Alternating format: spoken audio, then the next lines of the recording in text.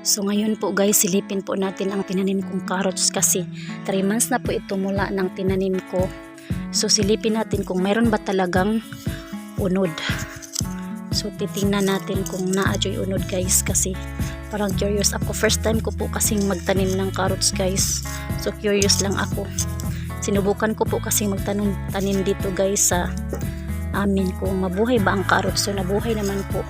So tingnan natin kung meron siyang unod talaga kasi gusto kong makita kung meron ba talaga or malaki na ba talaga ang kanyang unod.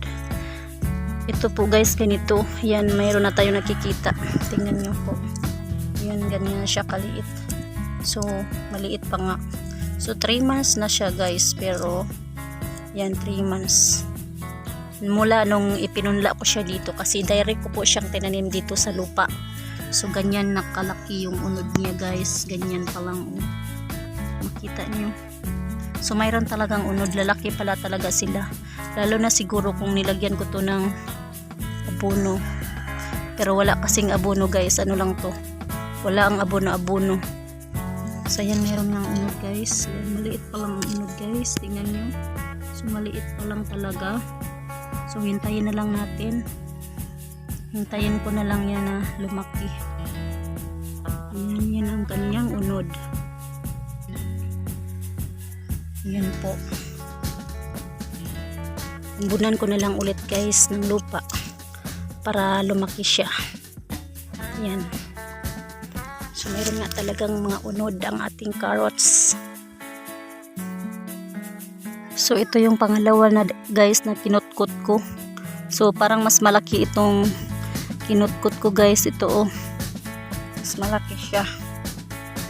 Yan, parang kasing laki lang ng ano ko. Ito, hintuturo. Yan po guys, maliit pa talaga yung ano, yung kanyang unod. So ayan po, sinilip ko lang po yung 2 punuan ng carrots para makita ko kung talagang mayroon talaga silang unod. Kasi first time ko po talagang magtanim ng carrots. So yung ano guys, yung radish, na subukan ko nang magtanim ng radish, successful talaga kasi mga malulusog at malalaki yung mga unod. So ito, maliit yung unod guys, maliit pa. So tambunan natin ulit yung pangalawang, tiningnan ko yung pangalawang punuan ng carrots. Kasi siguro mas malakas, mas madali sigurong tumubo guys pag uhot yung tinamnan natin. Kasi ito, direct ko lang tong tinanim dito sa lupa. Kaya siguro mabagal ang kanilang paglaki ng kanilang unod. So ayan lang po, tambunan natin ulit. So ayan, silip-silip lang natin yung kanilang mga unod ng carrots.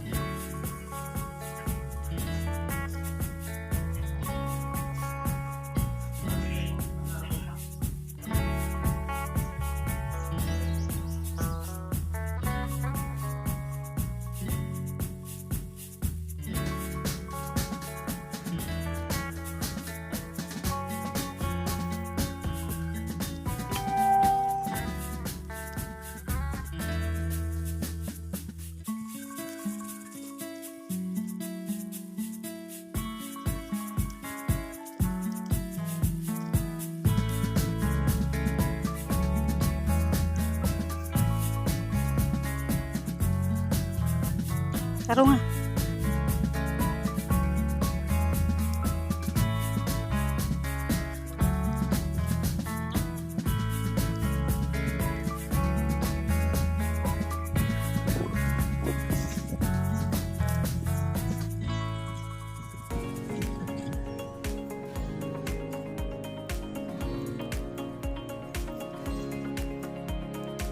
Ang kagahi man.